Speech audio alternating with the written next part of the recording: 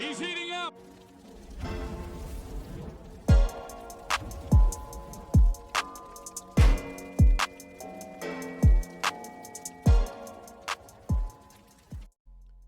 There's two sides to that Jimmy Butler coin. One side, he has legitimate reasons why he did not play well. Sprained his ankle versus New York, re-sprained that ankle versus Boston in the conference finals, limps into the finals. And then some off-the-court issues that we will not touch on out of respect. And then you flip that coin over and he says, don't make any excuses for me because once I step inside these four lines, I am required to still get the job done. So we got to hold you accountable for not taking shots, being passive, not taking over the game when you should have, late game turnover in game 5, and not having any intensity, any emotion while being the emotional leader of this team. And then the late turnover in game 5, where you should have just risen up and shot the ball, has been indicative of the entire series because they have been giving you that mid-range jumper because Joker has been drop coverage every single game. He's not playing up off that pick and roll. He's not playing up on drives and attacks to the middle of the lane where that has been your bread and butter the whole playoffs. So we got to hold you accountable for those things. But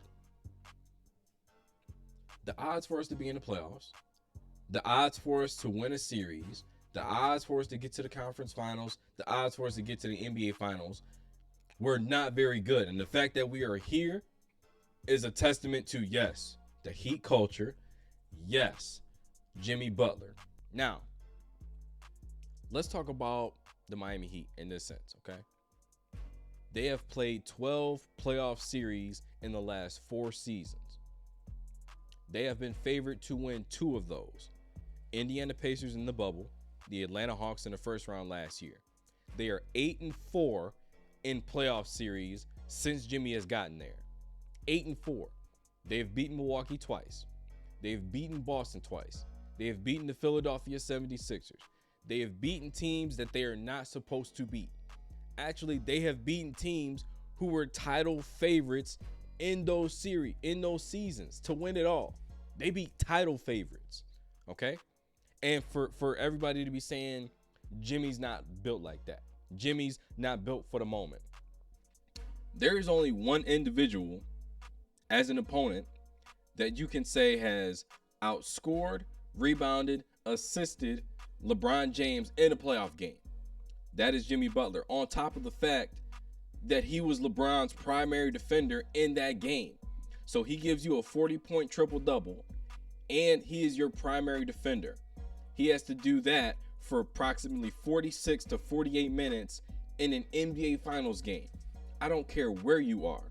Anytime you have that type of performance and have that level of responsibility on both sides of the ball and you play up to and exceed those expectations, I can't really say that you're not built for the moment, okay? Because again, he has legitimate excuses, but he won't let us make them, so we have to find accountability elsewhere, okay? We have to hold him accountable for the things he did and did not do on the basketball court just how he wants us to, all right? So let's not go down the road where we say, oh, Jimmy's not built like that. Then we have to make the same case for Joel Embiid, right? Joel Embiid is an MVP and consistently said that their primary goal is to reach the NBA Finals and win it, and they haven't even made it out of the second round, considering that they were up 3-2 against the Celtics and they laid an egg in Game 6, and then they laid another egg in Game 7. So I don't want to hear this talk about Jimmy's not built like that, Jimmy can't. No. He sent Milwaukee home in the first round. 56 points in a comeback win. And then you go into Milwaukee, 42 points in a comeback win. And then you go into Boston, Game 7, blow them out by 20 points basically to get to the NBA Finals. So all this talk about Jimmy not built like that, you just need something to talk about.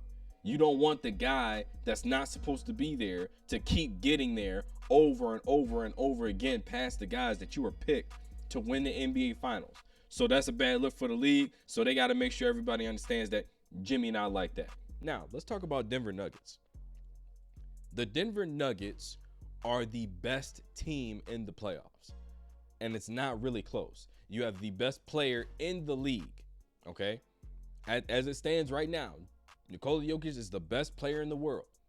NBA Finals MVP, led in points, rebound, and assists in the playoffs, 30, 14, and 9 in the NBA Finals, or 30, 14, and 7 in the NBA Finals.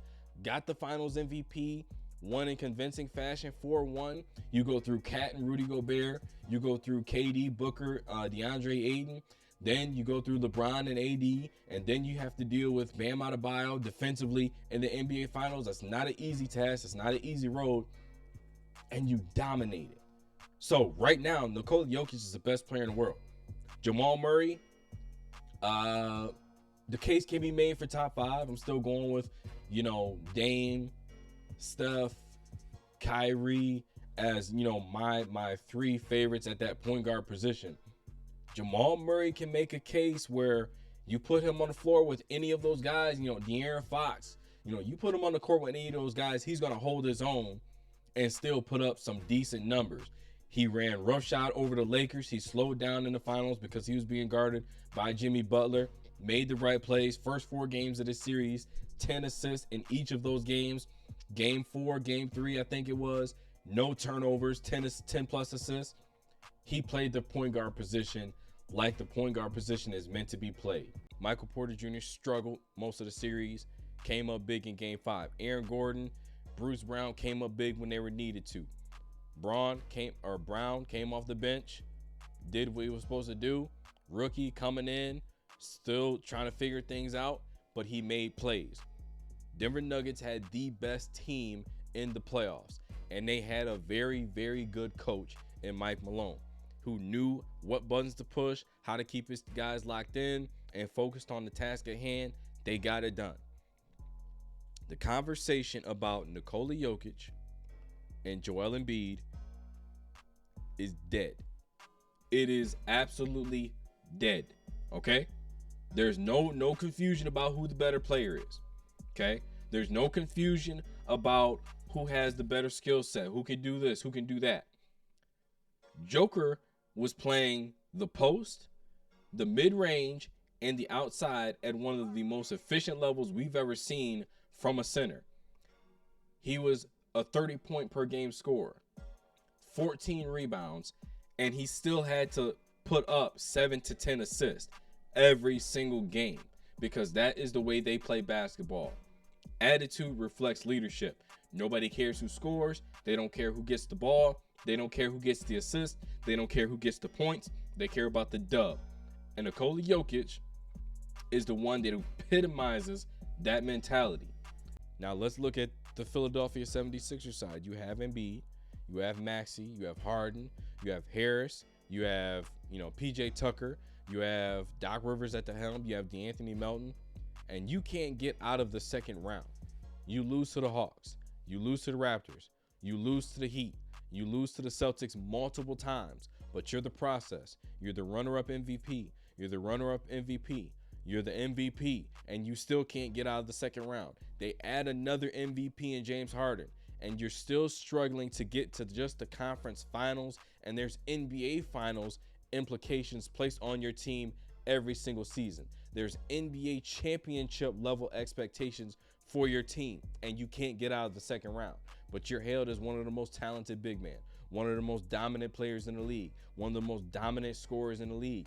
You can't play with your back to basket because guess what? You're not going to be successful in that manner the way the NBA is played. That's what those are the things that are said about you and said from you regarding your process to getting to the NBA championship. And for some reason, if we put the two guys parallel, Joker's been to multiple conference finals. He's been to an NBA finals. He's been a finals MVP. He's been a 2-time regular season MVP back to back. Okay? Anybody who has an argument about Joel Embiid and Nikola Jokic, that argument is dead. And let's discuss the MVP conversation that JJ Redick and Kendrick Perkins had. That this is about, something other than actual basketball. Well, I'm sorry. One of those guys keeps going home in the second round. The other player just won an NBA championship with a very, very, very dominant performance, very dominant road to that championship. So Between the two guys, I am most definitely taking Nikola Jokic as the best player in the world right now. Give this video a like, subscribe to the channel. Shout out to the Nuggets. Shout out to Heat Nation. We'll be back next year. Dame Dollar, pack your bags. Head to South Beach as soon as possible. He's heating up.